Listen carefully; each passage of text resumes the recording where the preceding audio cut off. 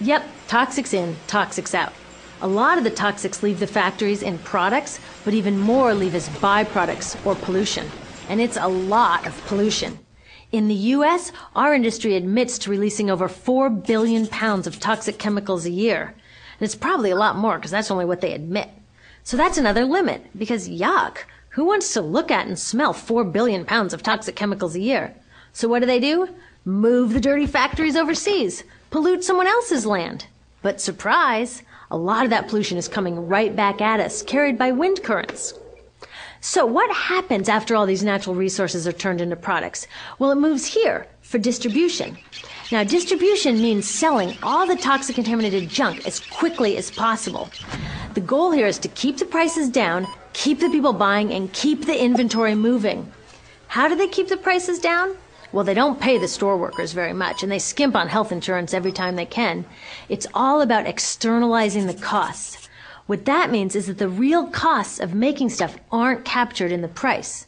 In other words, we aren't paying for the stuff we buy. I was thinking about this the other day. I was walking to work and I wanted to listen to the news, so I popped into a Radio Shack to buy a radio. I found this cute little green radio for $4.99. I was standing there in line to buy this thing, and I was thinking, how could $4.99 possibly capture the cost of making this radio and getting it into my hands? The metal was probably mined in South Africa. The petroleum was probably drilled in Iraq. The plastics were probably produced in China. And maybe the whole thing was assembled by some 15-year-old in a maquiladora in Mexico. $4.99 wouldn't even pay the rent for the shelf space it occupied until I came along, let alone part of the staff guy's salary who helped me pick it out, or the multiple ocean cruises and truck rides pieces of this radio went on. That's how I realized I didn't pay for the radio. So who did pay? Well, these people paid with the loss of their natural resource space. These people paid with the loss of their clean air, with increasing asthma and cancer rates. Kids in the Congo paid with their future. 30% of the kids in the Congo now have dropped out of school to mine coltan, a metal we need for our cheap and disposable electronics. These people even paid by having to cover their own health insurance. All along this system, people pitched in so I could get this radio for $4.99. And none of these contributions are recorded in any accounts book. That's what I mean by the company owners externalized the true costs of production.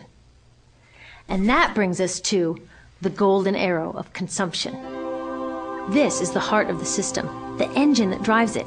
It is so important that protecting this arrow has become the top priority for both of these guys. That's why after 9/11, when our country was in shock and President Bush could have suggested any number of appropriate things, to grieve, to pray, to hope. No, he said to shop, to shop. We have become a nation of consumers. Our primary identity has become that of being consumers, not mothers, teachers, farmers, but consumers. The primary way that our value is measured and demonstrated is by how much we contribute to this arrow, how much we consume. And do we? We shop and shop and shop, keep the materials flowing, and flow they do.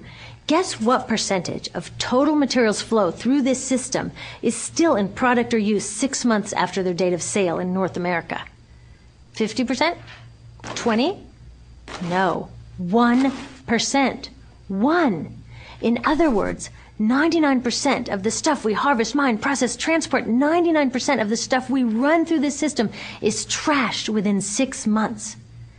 Now, how can we run a planet with that level of materials throughput? It wasn't always like this. The average U.S. person now consumes twice as much as they did 50 years ago. Ask your grandma. In her day, stewardship and resourcefulness and thrift were valued. So how did this happen? Well, it didn't just happen. It was designed. Shortly after World War II, these guys were figuring out how to ramp up the economy. Retailing analyst Victor Lebeau articulated the solution that's become the norm for the whole system. He said, our enormously productive economy demands that we make consumption our way of life, that we convert the buying and use of goods into rituals, that we seek our spiritual satisfaction, our ego satisfaction in consumption. We need things consumed, burned up, replaced, and discarded at an ever-accelerating rate. President Eisenhower's Council of Economic Advisors chairman said that the American economy's ultimate purpose is to produce more consumer goods. More consumer goods? Our ultimate purpose? Not provide health care or education or safe transportation or sustainability or justice? Consumer goods? How did they get us to jump on board this program so enthusiastically? Well, two of their most effective strategies are planned obsolescence and perceived obsolescence. Planned obsolescence is another word for designed for the dump. It means they actually make stuff to be useless as quickly as possible, so we'll chuck it and buy a new one. It's obvious with things like plastic bags and coffee cups, but now it's even big stuff. Mops, DVDs, cameras, barbecues even, everything. Even computers. Have you noticed that when you buy a computer now, the technology is changing so fast that in just a couple of years, it's actually an impediment to communication? I was curious about this, so I opened up a big desktop computer to see what was inside. And I found out that the piece that changes each year is just a tiny little piece in the corner. But you can't just change that one piece because each new version is a different shape. So you gotta chuck the whole thing and buy a new one. So I was reading industrial design journals from the 1950s when planned obsolescence was really catching on. These designers are so open about it. They actually discuss how fast can they make stuff break that still leaves the consumer having enough faith in the product to go out and buy another one. It was so intentional. But stuff cannot break fast enough to keep this arrow afloat. So there's also perceived obsolescence. Now, perceived obsolescence convinces us to throw away stuff that is still perfectly useful. How do they do that? Well, they change the way the stuff looks. So if you bought your stuff a couple of years ago, everyone can tell that you haven't contributed to this arrow recently. And since the way we demonstrate our value is contributing to this arrow, it can be embarrassing. Like, I've had the same fat white computer monitor on my desk for 5 years. My coworker just got a new computer. She has a flat, shiny, sleek monitor. It matches her computer, it matches her phone, even her pen stand. She looks like she's driving in Spaceship Central, and I look like I've got a washing machine on my desk. Fashion is another prime example of this. Have you ever wondered why women's shoe heels go from fat one year to skinny the next to fat to skinny?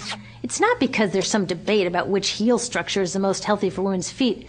It's because wearing fat heels in a skinny heel year shows everybody that you haven't contributed to that arrow as recently, so you're not as valuable as that person in skinny heels next to you, or more likely in some ad. It's to keep us buying new shoes. Advertisements and media in general plays a big role in this. Each of us in the U.S. is targeted with over 3,000 advertisements a day. We see more advertisements in 1 year than people 50 years ago saw in a lifetime. And if you think about it, what's the point of an ad except to make us unhappy with what we have? So 3,000 times a day, we're told our hair is wrong, our skin is wrong, our clothes are wrong, our furniture is wrong, our car is wrong, we are wrong, but it can all be made right if we just go shopping. Media also helps by hiding all of this and all of this. So the only part of the materials economy we see is the shopping. The extraction, production, and disposal all happens outside of our field of vision. So in the U.S., we have more stuff than ever before, but polls show that our national happiness is actually declining. Our national happiness peaked in the 1950s, the same time that this consumption mania exploded. Interesting coincidence. I think I know why. We have more stuff, but we have less time for the things that really make us happy. Friends, family, leisure time. We're working harder than ever. Some analysts say we have less leisure time than any time since feudal society. And do you know what the two main activities are that we do with the scant leisure time we have? Watch TV and shop. In the U.S., we spend 3 to 4 times as many hours shopping as our counterparts in Europe do. So we're in this ridiculous situation where we go to work, maybe 2 jobs even, and we come home and we're exhausted, so we plop down on our new couch and watch TV, and the commercials tell us you suck, so you gotta go to the mall to buy something to feel better, and then you gotta go to work more to pay for the stuff you just bought, so you come home and you're more tired, so you sit down and you watch more TV, and it tells you to go to the mall again, and we're on this crazy work, watch, spend treadmill, and we could just stop. So